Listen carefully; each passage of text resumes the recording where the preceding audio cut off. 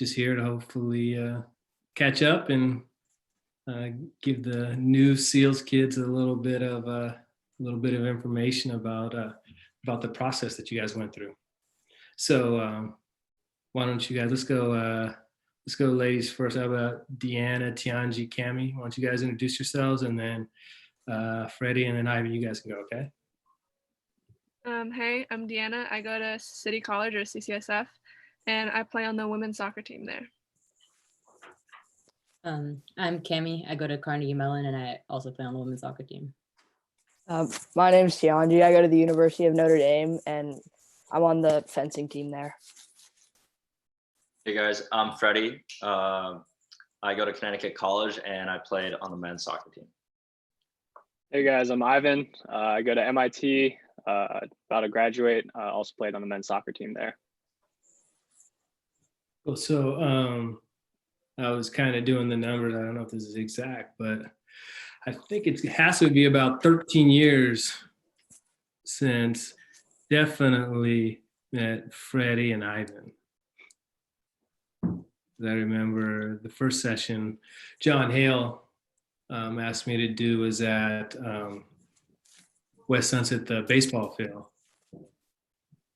And Freddie used to drive me crazy.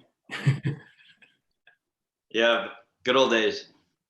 Yeah, he still drives me crazy a little bit, but he used to drive me crazy. Ivan was always kind of quiet, but definitely you could tell he was a thinker, always correcting Freddie when he made a remark that was wrong, which probably happened every practice. No, I never did that. What are you talking about? I just let my game do the talking, you know. Yeah, Freddie definitely liked to talk. He probably still does. And, No, the reason why is because Freddie, for some reason, just got huge out of nowhere when the rest of us were still tiny. Yeah, This is like 5th grade. Yeah, he's like a full-grown man at 9. Yeah, that's why he thought he could say whatever he wanted. Oh, he did. Yeah, it hasn't really like left. Like I still do that sometimes, honestly. Remember when you dropped your first F-bomb? Well, actually, I don't know if it was your first F-bomb, but the first F-bomb that I heard on the soccer field was that Raymond Kimball.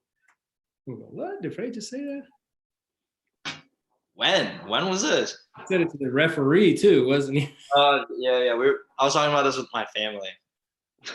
They were like super disappointed in me afterwards. Like, gave me a whole lecture. Like, you have to be respectful towards the ref or whatever. And then You were also, you were going through puberty. It happens. Surges of testosterone. You say and do silly stuff. Right, Tianji? Yep. I remember Tianji, West Sunset, wearing her Giants baseball cap every practice. Yeah, I don't know who let me do that. You used to love to wear baseball caps. You wore them all the time. And Cammy with the Alvarado Fireballs. So long ago. You know, no, there's another. Was it Talia? Yeah. There's another girl on the team. I still have your dad's name in my phone as Greg, father of Cammy from the Fireballs. Good. Never hang out other than that. What's that? You never hang out other than that, so makes sense. True. Very logical, Cammy. Deanna, you joined the team because I knew you from Mariloma, but you joined the team when again? My sixth grade year, middle school. With Irene, right? Mm-hmm. And what I know you guys are different phases when you joined, and I don't know if you even really thought about this.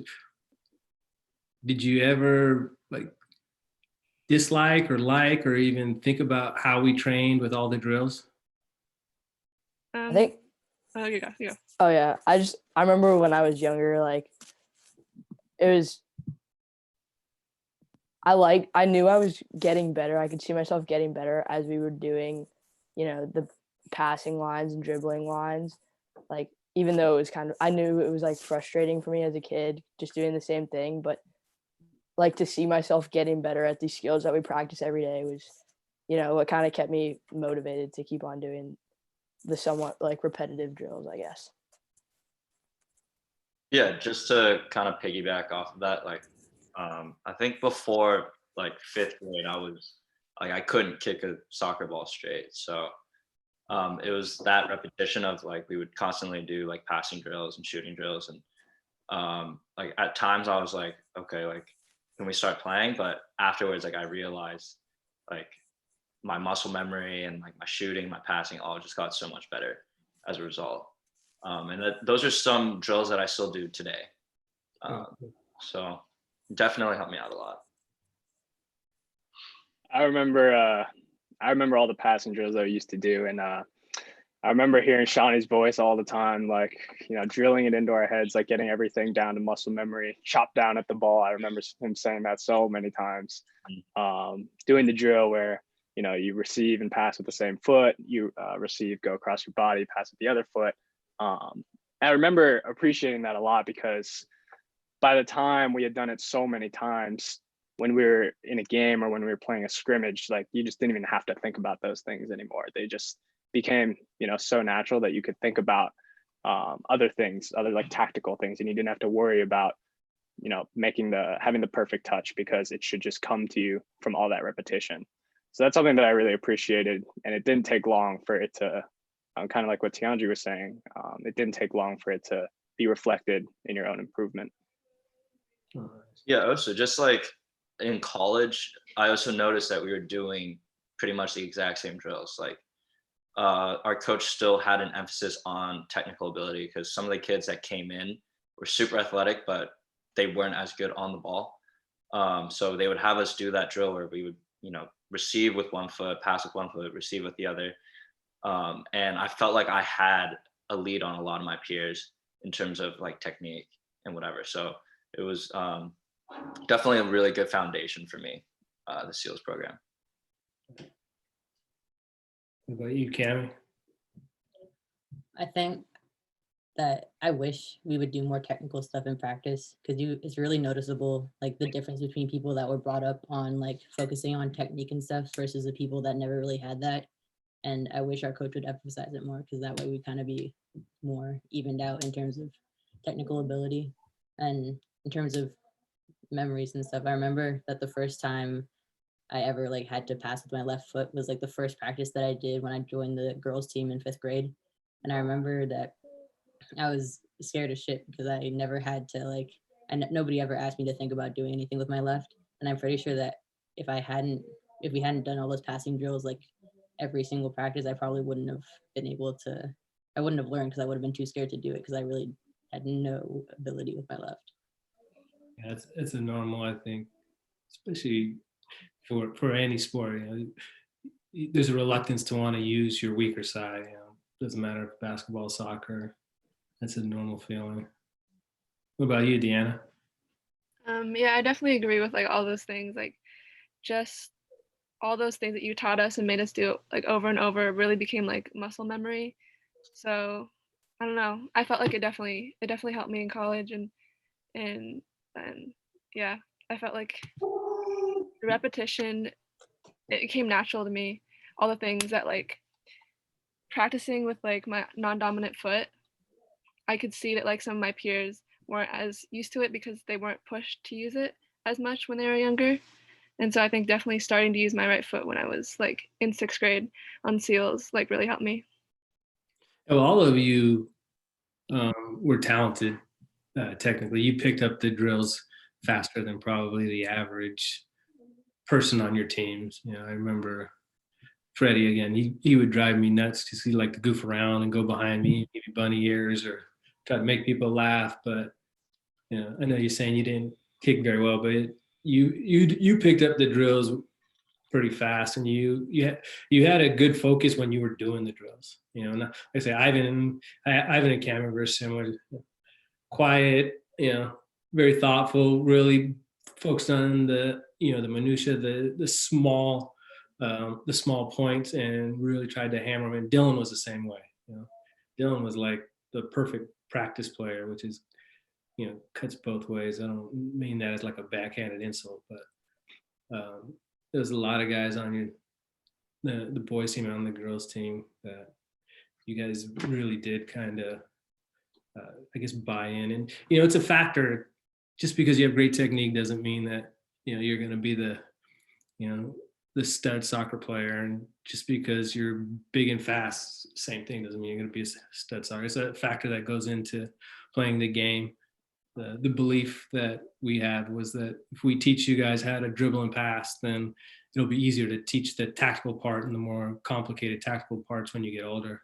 And so that was the idea there. I know it's tough when you're young because you want to play and have fun, but we always did, or I tried to always make sure that you guys had a scrimmage period where you got to play and have fun, and I didn't talk a whole lot. There's some competition, but not a whole lot of me saying, do this, do that.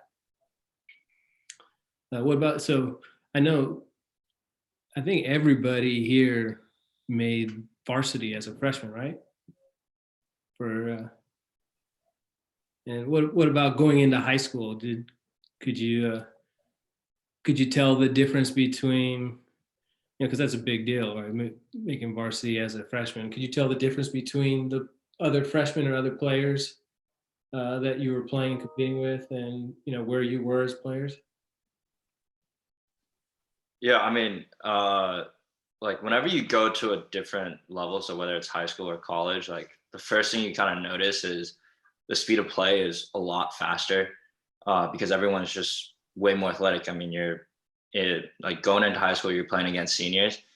But I think something that Shawnee stressed from the start was just like play quickly and simply. So that gap in terms of athleticism and speed of play, it wasn't as apparent, I think, for some of the other freshmen that were playing on varsity. Like you could tell when I was a senior, like some of the freshmen that were on university, like they just didn't know what to do on the ball. They didn't have time to think. So I think that really helped me when I was playing in high school. Just like it was so ingrained in me to play quickly and simply. So. Nice. What about you, Yeah. Cam? Oh, go ahead, Ivan. I was just gonna say something similar in that I feel like the thing that set me apart from other kids that were, obviously bigger and stronger and faster, like Freddie said, is the technique and the composure aspect of the game that was really, ingrained in us from the SEALs program. So being able to do that allowed us to compete with them and play better than them. And eventually, when we got bigger and stronger as well, that made us really, really competitive in the high school scene. Yeah, that's a tough thing for parents and players to deal with, the physicality, because as coaches, and you guys know it now because you've gone through it, as coaches, we try to remind parents, everybody goes through puberty. At some point, the physicality will level off for the most part. Really, the biggest difference is going to be the way that your child or the player thinks the game and their technical ability. And so just be patient with the physical part. And it can be really tough for a player because, when you're small and you're going against Freddie, who's a giant, right, at 13, 14 years old, it's like, he's good, I'm not good, is the way that, you analyze that situation. And, when you have a coach who's kind of corny like me, trying to pump you up and, give you the positive side, and like, yeah, whatever, you're just saying that, it can be really hard to deal with. But yeah, because Ivan, you kind of, from what I remember, you kind of grew late. You were always slight and a little small. I mean, you have good size now, but I don't remember you being very big as a freshman. I was tiny. I was super small until the summer between 7th and 8th grade, and I grew 6 inches that summer. You remember I was kind of chubby in 7th grade. You made fun of me because I was only growing in one direction until that point. Yeah, I remember that. But then, I hit my growth spurt. Then my knees kind of got screwed because of that. But I was always really small, so that kind of forced me to take the technical training and stuff more seriously, and like the mental part of the game much more seriously, and like develop that more because that was really the only advantage that I had for a long time. So once I was able to grow into my body and become a more physical soccer player, the rest of it just came easy. Yeah, that's a really good feeling. Hopefully players are patient enough for that to happen. It can be tough though. What about you, Cammie? In terms of high school, I would say the biggest difference between getting playing time as an underclassman over upperclassmen would be like focus during drills. I think like even though you let us like be kids in between like during breaks and stuff, you made sure that we were focused on like the details and what we were supposed to be doing during drills. And I think that kind of showed like the coaches noticed that a lot more in high school than they did in middle school, because my like coaches in middle school didn't know anything. It was kind of, it was not surprising, but it was a big change in high school to have people that were like expecting more from you. But it was a lot more similar to club, so it translated better. And you had a pretty stud program. You guys hadn't like lost game in like decades, right? Yeah, it was really boring. Yeah, but it's a feeling not everybody gets to experience. So, I mean, it's kind of cool, but I get it. We all want a little competition. And what about Tianji? I know you played soccer, but you're primarily focused on fencing. What about the drilling and the dedication uh, towards fencing? How did that relate towards soccer? Yeah, for me, like I think one of the biggest things was that translated from SEALs into college fencing, especially, was just the ability to be a good teammate, because fencing is such an individual sport that's like a lot of times you're just looking out for yourself, and like focusing on what you're doing. But I think definitely with SEALs and everything, like I had like a great group of girls that I was good friends with, and you have to learn how to work together with everyone. And when I got to Notre Dame, and it was like you went from being like an individual fencer to part of this bigger team trying to win a NCAA championship. Like a lot of people don't have the skills and experience to perform in a situation where it's like you have all your teammates relying on you. And I think just playing soccer was like I really got to develop that confidence in like being surrounded by my team and knowing that it's like people you can trust. Yeah, so that was really helpful just in terms of being a good teammate. Did you start off as a starting freshman goalkeeper at Gateway? Yeah, I did. I think the main thing that I took from like SEALs and playing high school was like the competitiveness. And I think like I like what Tianji said, like being on a team that I think we worked really well together really helped me with my high school team, because when I got there, it was not it wasn't the greatest atmosphere. My high school team was kind of messy, but I think like through things that I've learned through SEALs, it kind of helped bring us all together. Just like I don't know how to explain it, but like just learning how to work with people, even if like you don't get along with them the best or whatever, on SEALs really helped me like try to bring my team together in high school. Yeah, well, team dynamics is one of the best lessons I think you can learn from team sports or group dynamics, because just like you said, you don't have to be the best of friends, but learning how to function in a group, something that not everybody knows how to do.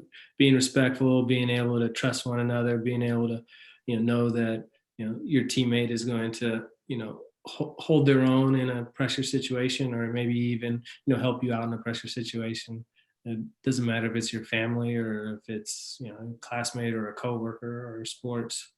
You can learn that through soccer. And it's hopefully something that we try to foster with the SEALs. What about, I know me personally, I was a little crazy about soccer growing up. And so it definitely helped me to, I did my fair share of losing focus, hanging out with friends on the weekend, maybe party, have a drink here or there. But for the most part, I remember in high school, I wasn't going to sacrifice missing practice or sacrifice not being able to perform at a game because of a social event, or also, making sure that, I maintain my grades, because I had this dream of one day playing in college. Sports or soccer really helped me to have a long-term vision as far as being able to be committed and work towards that. Did you guys find the same type of relationship there with sports and I guess the social aspect and I guess the dreams of possibly playing or being a college athlete? I think for me, like one of the biggest things is like understanding that little things add up. So like, yeah, you should like, I don't think it's healthy to be completely zoned in on one single goal. Like, of course, you have to go hang out with your friends, do stuff like that. But if you like, maybe after practice, you'll spend like 20 minutes doing some sort of technical work or just like take an hour once a week to condition, like it'll all add up to, you know, bigger improvements. That's a great lesson. I think for me it was really easy because a lot of my best friends in high school were also on the team or were soccer kids. So that it wasn't necessarily a sacrifice. I didn't think of it as a sacrifice, having to practice every day, having games on the weekends, driving out to games, things like that. Um, because that was an opportunity to be with your friends, and you all share this common goal of wanting to win a championship or win that game. So to me, even though there obviously I obviously had the balance with my social life as well.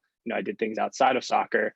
I didn't think of it as a sacrifice, and I just thought of it as like one more aspect of my life that I really enjoy, and I'm glad to take the time to go do it with my friends. Just like kind of in contrast with that, like we had a bunch of rules. So in college, like basically we would always have games on Saturday or whatever, and basically throughout the entire season, like we couldn't go out or so like go party with our friends or whatever. But it was like a sacrifice that we were all very willing to do. But at the same time, you also feel like sometimes like, okay, like I might be missing out like with my friends or whatever. But when you're on a team where everybody wants to win, you realize like, okay, like, people are sacrificing for the better good. So. Yeah, it's, I know for me, I think it's probably, I enjoy training and working hard. I enjoy coaching kids to try to push them to train and work hard. But what I think I get the most joy from is that aspect of working with a group and the process of it. When you've worked, all of you, actually, no, I think Deanne and I, you guys didn't go to Gothia Cup, right? Did you go No. to Gothia Cup, Ivan? Yeah. Yeah, okay. So when, both boys teams and girls teams went to that final in Denmark, and the time that we put in before training, and then the time we put in talking about being in the final and winning and just getting there, it's that whole process is where the value is for me, because you look back and it's nice to win the game, or it's nice to be there, but you kind of can forget about that one moment. But you do remember, you guys put in anywhere from 5 to 6 weeks of 2 to 3 hour days, 5 days a week, for that one moment. I mean, it's anywhere from like 90 to 120 minutes of hard training for a 90-minute game. And that's that's what I really enjoy. And it's it goes back to, I guess, like that team dynamic aspect. And I know, I mean, it's too bad this year the Gothia Cup got canceled, but you guys all got to experience that. I mean, I think it's a special moment because we get to be a little more professional, a little more organized with our trainings and with our games, and be a little more tactical. And then also there's the group aspect. You guys are living together and goofing around and having fun. So those are always good memories. You guys have any good memories from the Gothia Cup that you want to share, or you can't share? I think the first tournament I went to, because we had 2 different occasions where we went to Gothia Cup, but the first one, just like playing against European competition, and then, watching some teams that were in the older brackets, like There was this one African team, I forget what they were called, but it was just like really impressive watching, you know, teams from all over the world just come and try to compete and win this tournament. And then when we like made it to the finals, we were like, okay, well, you know, people laugh about US soccer, but we're right there with them. Like we can compete with the best of them. So I think that was really eye-opening for me back then. Nice. That's part. That's So part. you're talking about the Dana Cup, right? Yeah, we The were one that talking. we went to the final. Yeah, Dana. Yeah, Dana. Yeah. And that was one of the few times I lost my cool when I got mad at Elijah. I don't know if you guys remember that. Where you sat out. Yeah, when he sat down, let that guy dribble past him to cross the ball in for the goal. Mm. That's the you compare. I know for one of the lessons I learned to coaching, you know, Freddie and Ivan's team was, and it was from John Hale, which was nice. You know, I always looked at, you know, John like a mentor just because he seemed so level-headed and reasonable. You know, Freddie was driving me crazy, and I was like, I think Freddie and Jeremy were driving me crazy one practice, and I was like, John, these guys, you know, they're driving me nuts. You know, we got to be able to find other players besides these guys. And John's like, Shawnee, they're like 10 years old. They're supposed to drive you nuts.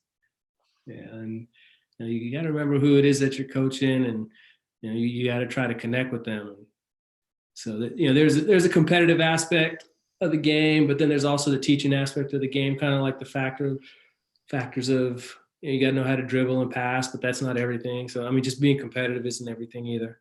We played against teams that were pretty competitive. You know, like the girls, you guys would play against United, and you know, they always played to win, and we played to win, but for the most part, you know, we were also focused on development, and girls got into the game that wouldn't necessarily have gotten into the game if we were just playing to win. And United, you know, they would take advantage of those moments, but you know, for the most part, I really appreciate the approach that the SEALs has developed, because you know, guys like John and my dad and Young, you know, they always have good advice about, you know, how to connect with kids and, you know, the bigger picture.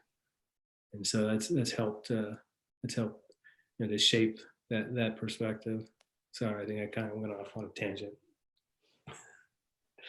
But so like, what about college? Any good, I guess, correlations between what you've experienced growing up playing soccer or competing, and then, you know, what you're doing now? How about you, Deanna? You want to go first? Yeah, so I think like for SEALs, like my favorite thing we would always do was tournaments. Tournaments were like the most fun thing for me because we would always, like, that's where we would always hang out and like chill in hotel rooms and stuff like that. And I think that's like still my favorite thing to do in college. My team this past season went to Ventura and like Tahoe, and I still think those are like the most fun moments ever. And I like that we have like another one of my favorite things is when we just hang out in like the locker room. I don't know. I think my favorite thing about soccer, one of my most favorite things about soccer is just like the community in the group and all the friends that you make. Yeah, the locker room aspect of college soccer is, or college sports, you know, I think especially if it's a good locker room, that's a valuable experience. You know, it could be a special place. You know, I really I miss that too. As a coach, it's fun to be in, you know, those locker rooms, but for players, it's a, you know, it could be a special place and good memories there. But it goes back to that team aspect. I know, Tianji, you may have already answered this a little bit, but you want to chime in?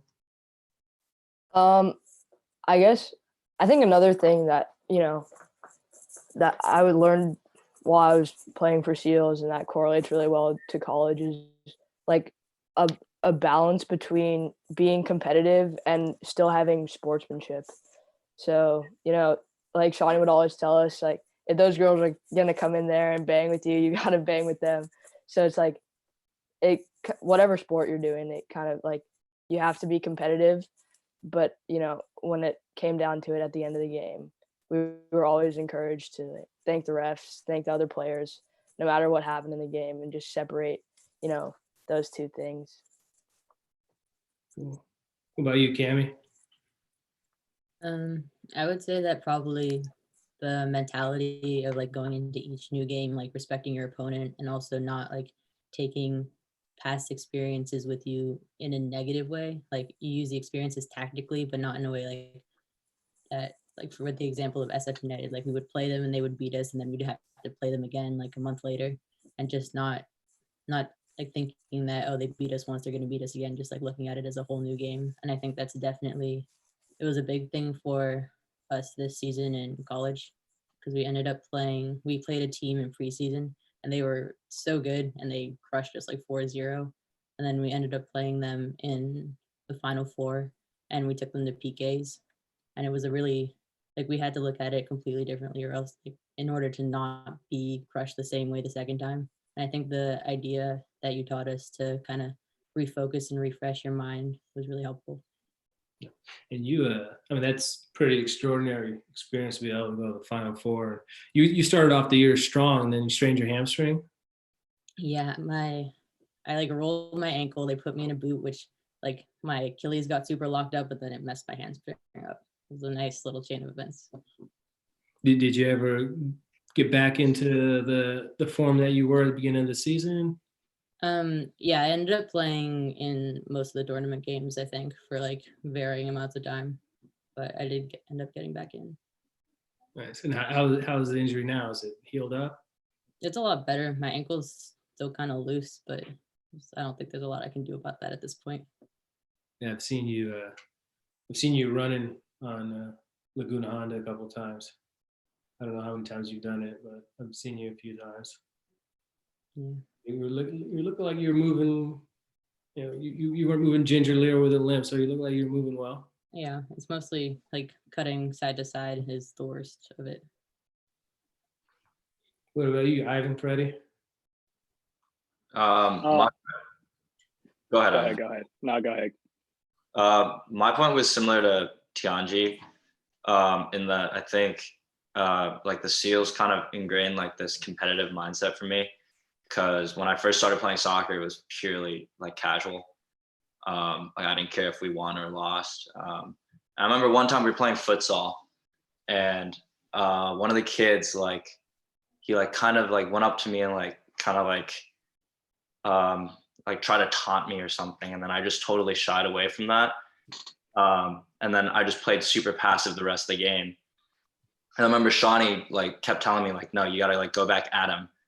And then I think that's something that I think about every single time when I play soccer. It's just okay, I'm trying to compete with someone else. I'm trying to outwork him, maneuver him, and that's helped me become a much better player. Yeah, you. I can't remember what age, but you at a certain age, I think it's between probably 12 to 14. Something triggered in you, and you started training like crazy. Yeah, no, I mean, I just became super competitive, I think. And I wanted to be the best soccer player that I could be. So yeah, I mean, I saw you pretty much on a daily basis, after school in high school. We would go train, hit long balls, do shooting. And yeah, it really helped me out a lot. You had a good high school career too, consistently. What about you, Ivan? Yeah, so something that kind of surprised me in college, and I'm sure Freddie notices this as well with playing D3 soccer. For whatever reason, the style of play that D3 teams like to use is just, recruit super physical, fast dudes, play kickball, and it's very successful in D3. Especially in the league that I was in, the NUMAC conference. This was very apparent. I was lucky enough at MIT, the program is not like that, and it's built around ball possession and more tactical, I guess, more tactical approaches to the game.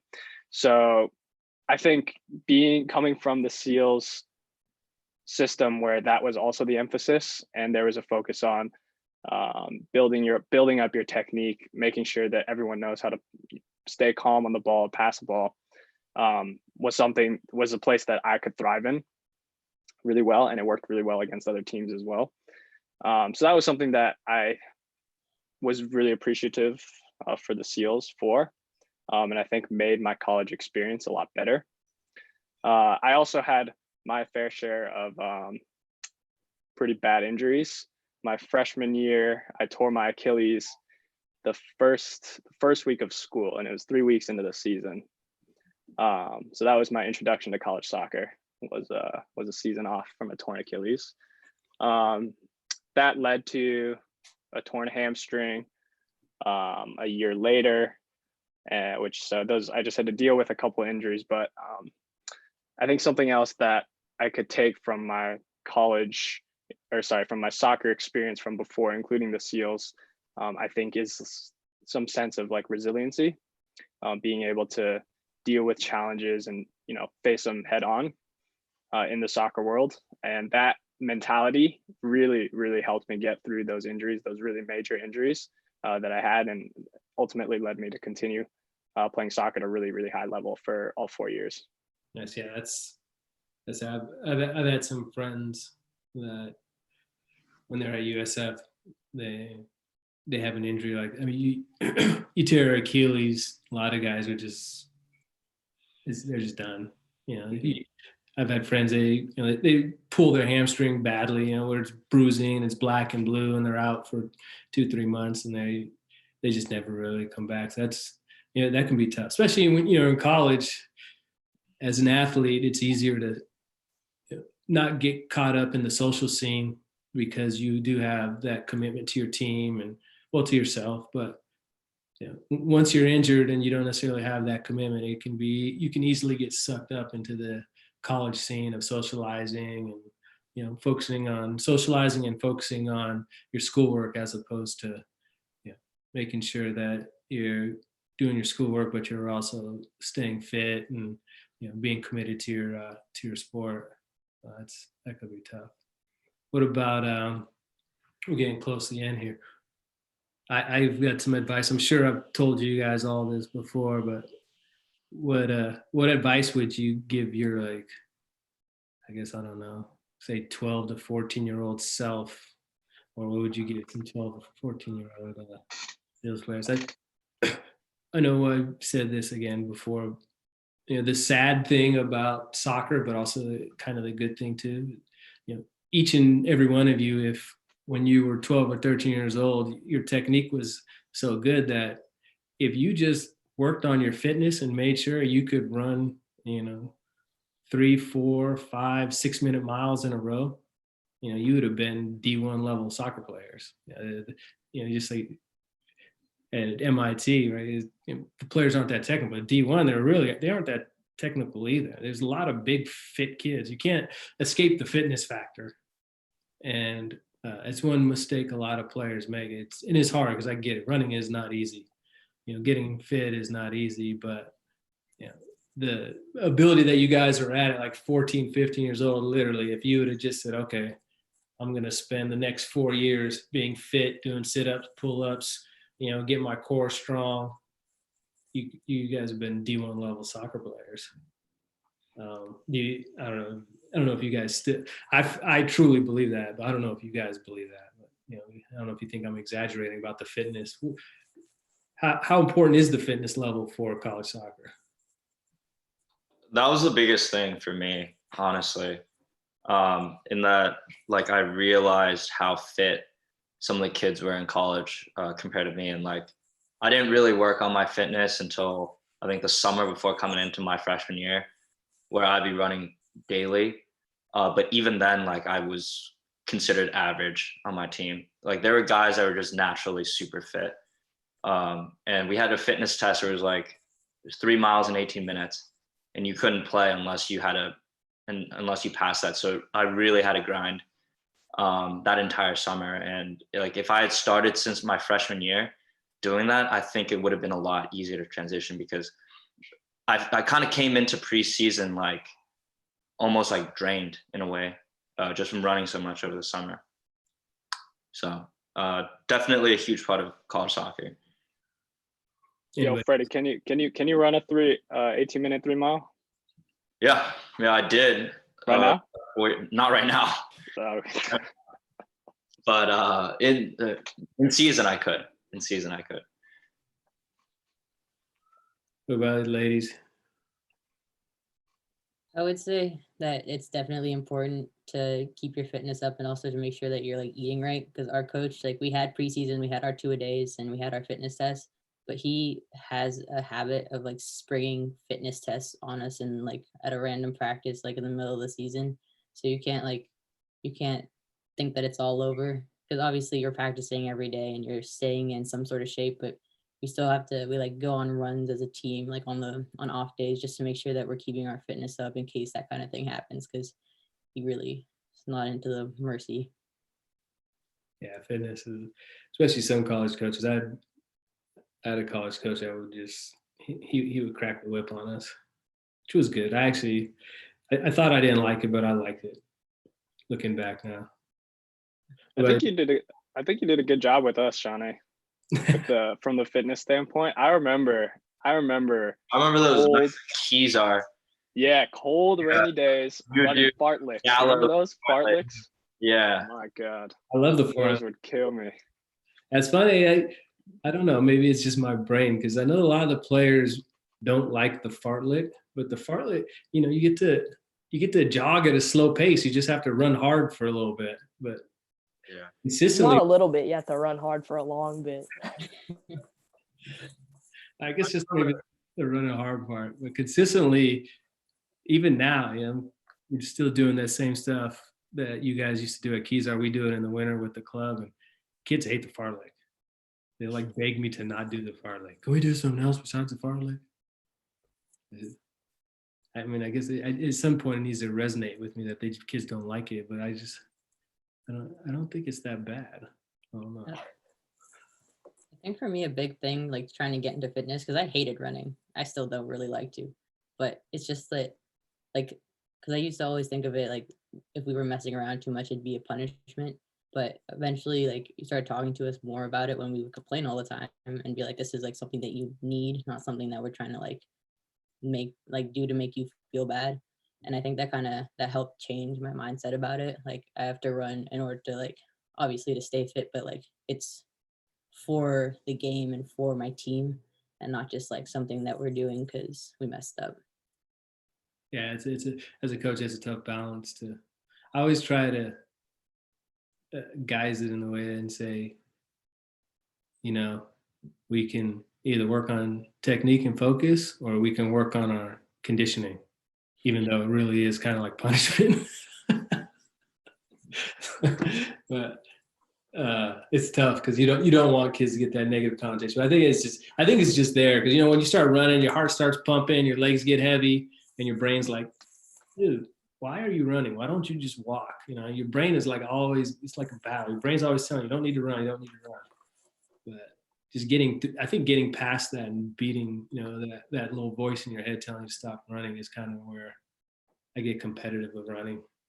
There's definitely something like mental about it. Like I remember before our second Gothia trip, we would do like half an hour conditioning every practice, and it sucked. But like when I was in the games, I would remember every time like in practice where like I wanted to stop running during that conditioning session, but I kept going. And like that would kind of get you through the game because it'd be like, yeah, it sucks now, but I've done it so many times in training before. Yeah, you guys all bought in. But is there any bit of advice, Deanna, you'd give your say 12 to 14-year-old self or 12, 14-year-old Seal? Yeah, I feel like I would have started running a little sooner because I was always like even with SEALs, I was always really reluctant to running.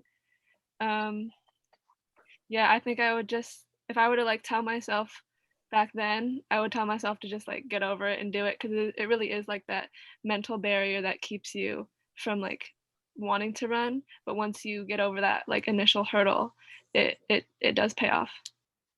Yeah, it's tough.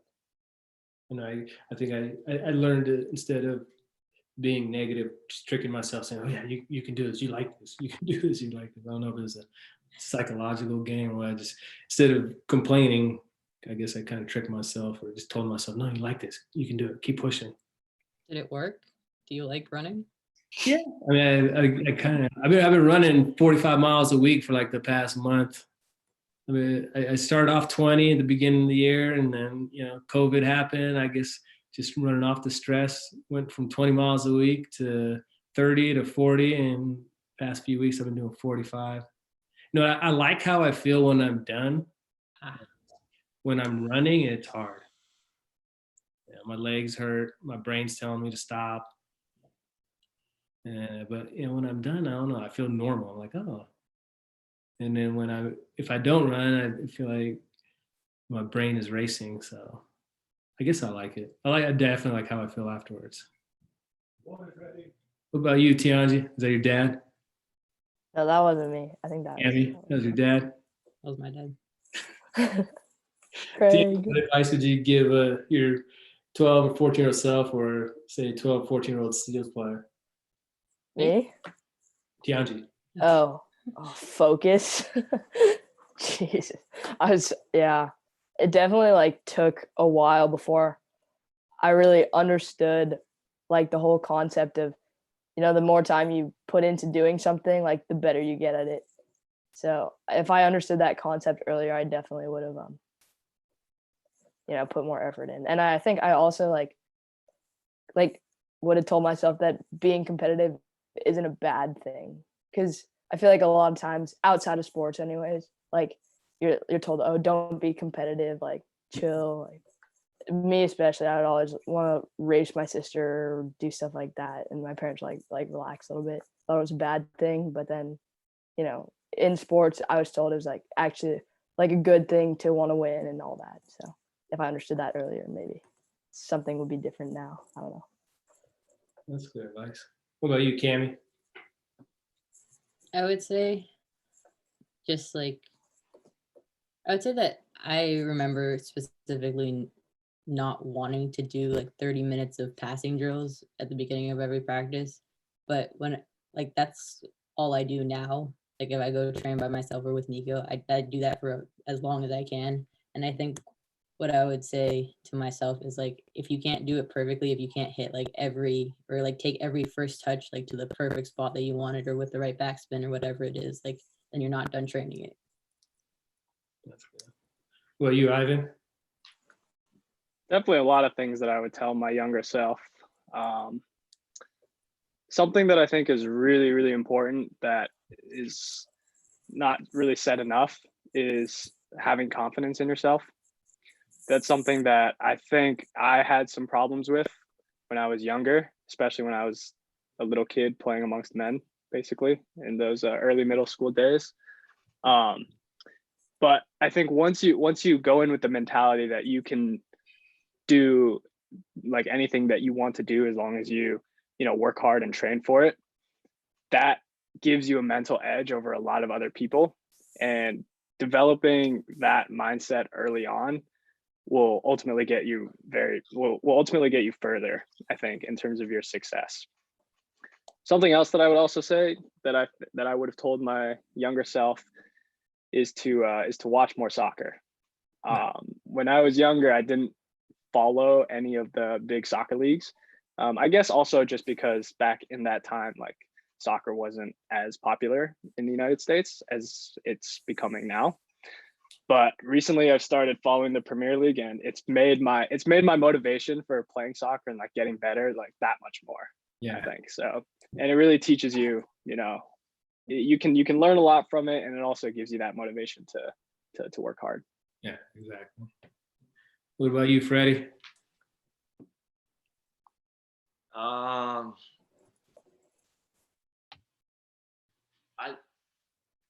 I think it's really just like the fitness aspect that I kind of talked about. Like that's the one thing that I wish I could have told myself, to just be more motivated in that aspect of soccer. I think it's something that's like I always wanted to play, and like I didn't really think about the fitness part, but it has a huge impact onto like your college, because like I realized like once I get tired, I stop thinking sharply, and then my speed of play goes down.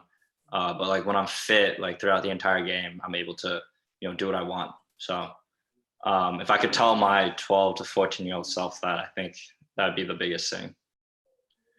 Yeah. Young just sent me a question. He said to ask you guys, let's go backwards. How about Freddie first? What's your favorite SEALs memory? Favorite SEALs memory? I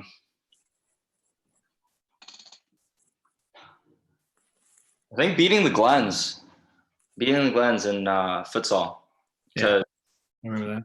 a lot of my friends were on the Glens team, and a couple kids from Case too, but they would always talk trash, and they'd be like, "Oh, you guys aren't that good. We're gonna beat you guys." And then there was a period from like 7th grade on where every single time we played them, we beat them. So that was a great moment for me, because it was just like, okay, well, like now you have to eat your words, and it felt really good to do that. So Yeah, I remember that. and I remember like there was a period when like at first those kids were physically, like they were older than us, so they were physically a little bit more mature. And they would beat us. Like, Irish kids grow early too. So you were big, but they were bigger. yeah, so like they would always have the upper hand against us, and they would always beat us. And then I think our technical skill started to show. And then I think we started beating them consistently. So Yeah, we did. What about you, Ivan? My favorite memory is probably comes from the Gothia Cup trip when you gave us matching haircuts. I think it was me, Freddie, JB was part of that. like, Yeah, I remember that. Yeah, and we all went into that tournament with shaved heads. so fresh. I remember. Yeah, I think so I ran a couple miles per hour faster for sure. That. But yeah, that was probably my favorite memory. Wow, we have that. And just in general, that trip. Yeah, that was so fun. That was a good trip. You guys play well, especially getting into that championship game. Yeah, that was big. That wasn't easy. Yeah, we played some really good teams. I remember that. We had watched them play before, and I fully expected them to be better than us, and we kind of dug our heels in and gave them really good games. Like the host team, I think it's Frederikshavn, right? Yeah. We played them in like the quarterfinal or something. And well, you guys remember the semifinal game, you beat a like first division or premier division youth program from Norway. Remember that game? I think Freddie or Pat. I think either Freddie passed the ball to Patrick and Patrick scored, or Patrick passed it to Freddie. We beat him 1-0. You guys remember that? I think I passed it to Patrick and he scored. Yeah, that team was really good. That team was good. Those guys, like some of those guys are pros right now. Yeah, that team was really good. Then in Gothia Cup, we went up against that team of like 20-year-olds. Do you remember that, Ivan? Was this the Swedish team? Like No. Bulgarians or something. Yeah, they're like They Bulgarian. showed up, They were showed up literally the game men, like 2 minutes before the mustaches. game started. No, it was ridiculous. That was ridiculous. Cammy, what about you? I would say oh crap, I can't even remember what tournament it was. All the blonde people look the same in my mind.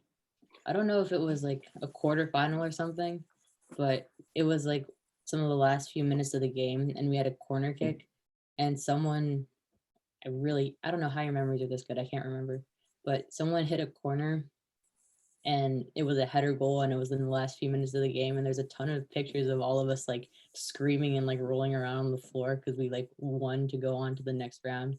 Dude, you took mine. It was in Denmark when Maddie hit the header in like the last minute of the semifinal.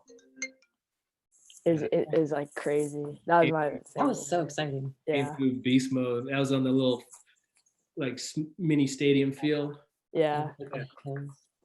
And the commentary on the video, like you could hear Young on like videotaping the game when we watched. It was so funny. So canny, man. That was good. What about you, T?